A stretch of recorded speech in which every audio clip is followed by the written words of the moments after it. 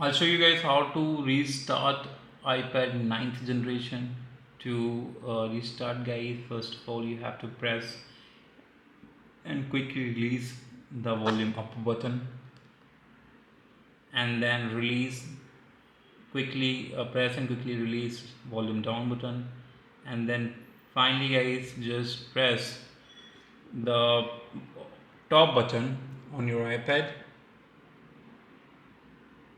to see this slide option.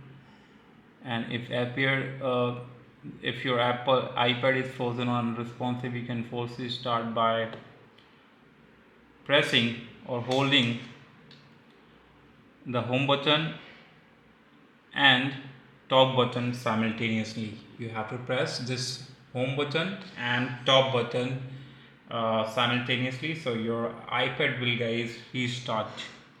So you have to just press the both button simultaneously until the Apple logo appears, guys, and you can force restart your iPad 9 generation like this. So yep, I hope you get it, guys. Subscribe for video. You have to press this home button and this power button at the same time until you see the Apple logo. And yeah, this is how guys you can force restart your iPad. So yeah.